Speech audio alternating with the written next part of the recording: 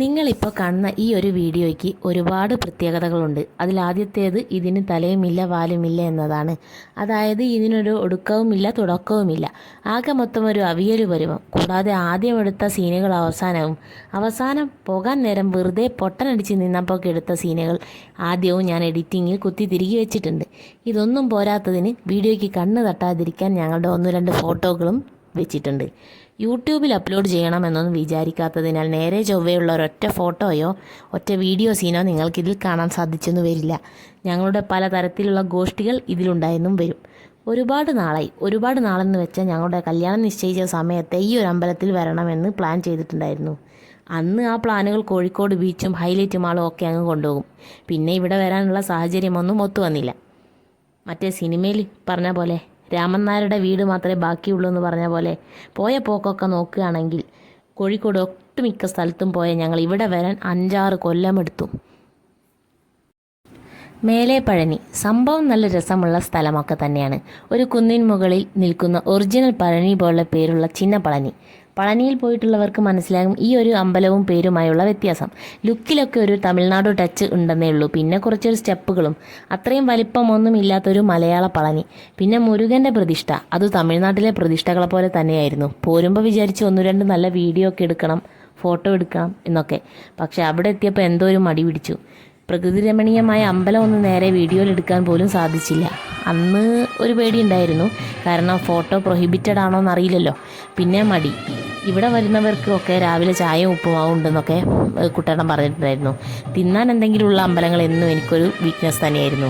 അമ്പലത്തിൽ പോകുന്നതിനേക്കാൾ ചിലവ് അത് കഴിഞ്ഞ് പോയി തിരിച്ചു വരുമ്പോഴാണ്. എല്ലാവരും അമ്പലത്തിൽ നിന്ന് വഴിപാടാണ് പൊതുവെ കഴിപ്പിക്കുക. ഞാൻ അതിൻ്റെ അടുത്തുള്ള ഹോട്ടലിൽ നിന്ന് എന്തെങ്കിലും കഴിക്കും.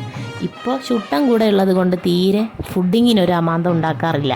ഇന്ന് സൺഡേ ആയതുകൊണ്ട് തന്നെ നല്ല തിരക്കുണ്ടായിരുന്നു അമ്പലത്തിൽ. മുരുകനെ തൊഴുത് ഞങ്ങൾ നേരെ തിരിഞ്ഞു നോക്കിയത് തന്നെ ഒരു പശുവിൻ്റെയും കുട്ടീൻ്റെയും മുഖത്തേക്കാണ്.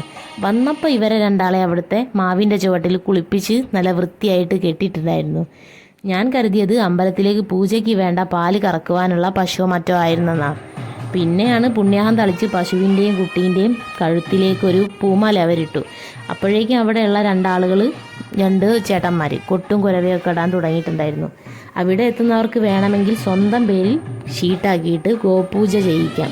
അപ്പോൾ ഈ കാണുന്നതൊക്കെ ഗോപൂജയുടെ ഒരു ഭാഗമായിട്ടുള്ള കാര്യങ്ങളാണ്. പിന്നെ ഞാനൊന്നും ഗോപൂജ ചെയ്യേണ്ട കാര്യമൊന്നുമില്ല. കാരണം പശുവിൻ്റെ ഓണർ അച്ഛനാണെങ്കിലും ഇടയ്ക്ക് വല്ലപ്പോഴും പശുവിനെ ഫുഡടിക്കാൻ കൊണ്ടുവിടാറുണ്ട്, കൂട്ടിക്കൊണ്ട് വരാറുമുണ്ട്. വെറുതെ പശുവിൻ്റെ പാലും കഴിച്ച് ഏമ്പക്കം വിട്ടിരിക്കുന്ന സമയത്ത് അച്ഛൻ്റെ ബ്രാക്ക് തട്ടാതിരിക്കാൻ ഒരു കൈ സഹായം അങ്ങ് കൊടുക്കും. ഈ വേളകളിൽ ചില ദിവസങ്ങളിൽ ഒന്നെങ്കിൽ എൻ്റെ മൂഡ് ശരിയാവില്ല, അല്ലെങ്കിൽ പശുവിൻ്റെ മൂഡ് ശരിയാവില്ല. എൻ്റെ മൂഡ് ശരിയായില്ലെങ്കിൽ പശുവിന് വലിയ കുഴപ്പമൊന്നും വരാറില്ല. പക്ഷേ പശുവിൻ്റെ മൂഡ് ശരിയില്ലെങ്കിൽ എനിക്ക് ഭയങ്കര കുഴപ്പമാണ്. എന്നെ ആ പഞ്ചായത്ത് മുഴുവൻ പിന്നാലെ ഓടിപ്പിക്കും. ചിലപ്പോൾ ഒരു ഇടിയും തൊഴിയൊക്കെ കിട്ടിയെന്ന് വരും. ബട്ട് എൻ്റെ ബുദ്ധിപരമായ നീക്കം കാരണം ആ പശുവൊക്കെ ചമ്മിപ്പോകാറാണ് പതിവ്. അപ്പം നിർത്തിയത് എവിടെയായിരുന്നു? ഗോപൂജ. അവിടുത്തെ കൊട്ടും കുരവയും ഒക്കെ കേട്ട് ശുട്ടന് നല്ല ഹരമായിരുന്നു. ഓള് കുഞ്ഞി കൈകൊണ്ട് താളം പിടിക്കാനൊക്കെ അങ്ങ് തുടങ്ങി.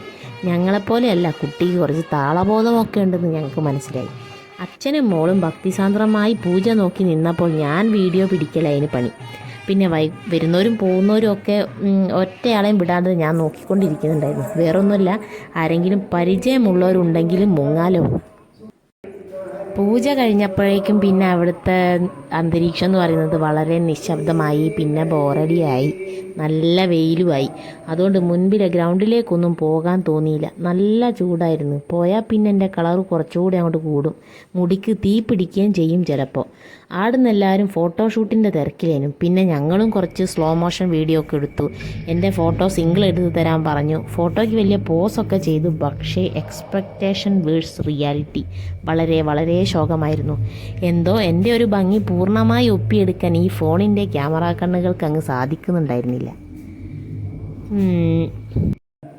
ഇന്നിവിടെ വന്നിട്ടുള്ളതിൽ ഭൂരിഭാഗവും സ്ത്രീകളാണ്. അതിലൊക്കെ ആണെങ്കിൽ സുന്ദരി കുട്ടികളും നല്ല മേക്കപ്പൊക്കെ ഇട്ട്, നല്ല ലിപ്സ്റ്റിക് ഇട്ട്, നല്ല ഡ്രസ്സൊക്കെ ഇട്ടിട്ട്. ഞാനാണെങ്കിൽ ആളും മനുഷ്യനും ഉണ്ടാവില്ല എന്ന് വിചാരിച്ച് പിന്നിൽ കീറി ഒരു ഫ്രോക്കൊക്കെ ഇട്ട് ആ പറക്കും തളികയിലെ ബാസന്തി തന്നെ.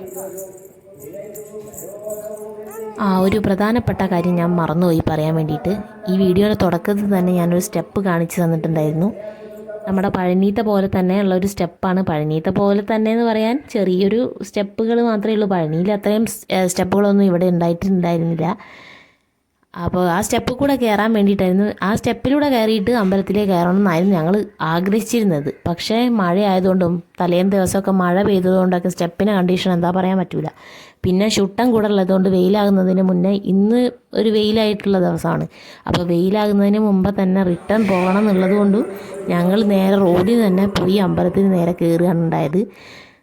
പറഞ്ഞതുപോലെ തന്നെയല്ല, വിചാരിച്ചതുപോലെ തന്നെ സ്റ്റെപ്പ് നല്ല മഴ പെയ്ത് വിജിലംബിച്ച് കിടക്കുകയായതുകൊണ്ട് അതുവഴി ഞങ്ങൾ കയറാനും നിന്നില്ല, ഇറങ്ങാനും നിന്നില്ല. എങ്ങോട്ട് ഞാൻ കുറേ ഇടയ്ക്കിടയ്ക്ക് എത്തി നോക്കി.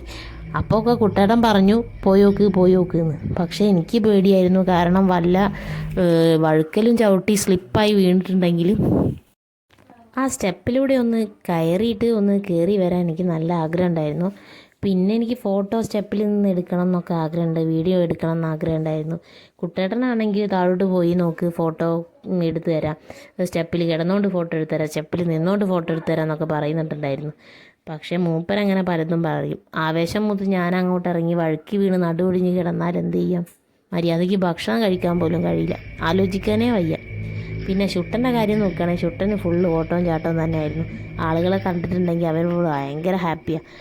അപ്പോൾ പിന്നെ കുറച്ച് കഴിഞ്ഞപ്പോൾ ഞാൻ പോകാമെന്ന് പറയാൻ തുടങ്ങി. കാരണം വളരെയധികം ബോറടി വന്നു തുടങ്ങിയിരുന്നു. കുട്ടികളും പറഞ്ഞു ആയില്ല, പ്രധാന വഴിപാടുണ്ടെന്ന്. ഞാൻ എന്താണെന്ന് ഇങ്ങനെ ആലോചിക്കുകയായിരുന്നു. അപ്പോഴാണ് പറയുന്നത് അന്നദാനം തന്നെ, വയറ്റിലേക്ക് കുറച്ച് അന്നം ദാനം ചെയ്യാനുണ്ട്. അതിനായി ഞങ്ങൾ അടുക്കള ഭാഗത്തേക്ക് ചുവടുകൾ വെച്ചു. 2 ചേച്ചിമാർ അതിലെ മുറ്റത്തൊരു മേശയൊക്കെ ഇട്ട് അങ്ങനെ ഇരിക്കുന്നുണ്ടായിരുന്നു. എന്താണെന്ന് വെച്ചിട്ടുണ്ടെങ്കിൽ അവർ അന്നദാനത്തിലേക്കുള്ള സംഭാവന വാങ്ങാൻ വേണ്ടി നിൽക്കുന്നവരായിരുന്നു. ഞങ്ങൾ അവരെ ഒന്നും മൈൻഡ് ചെയ്യാനൊന്നും നിന്നില്ല. ഞങ്ങൾ മെല്ലെ നൈസായിട്ട് സൈഡിൽ കൂടെ അടുക്കളൻ്റെ ഭാഗത്തേക്ക് അങ്ങോട്ട് കയറി. നല്ല ഗോതമ്പരീൻ്റെ ഉപ്പുമാവും ചെറുപയറും വാഴക്കയും തേങ്ങ അരച്ച കറിയും.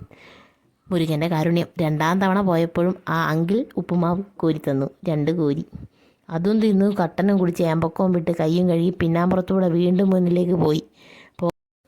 ചായ കുടിയും കൂടെ കഴിഞ്ഞപ്പോൾ ഈ ഒരു അമ്പലത്തിൽ പോക്ക് അങ്ങോട്ട് കംപ്ലീറ്റായി. പിന്നെ കുട്ടേട്ടൻ ചോദിച്ചു പോകാല്ലേ, മഴ പെയ്താൽ കുടുങ്ങൂലേ?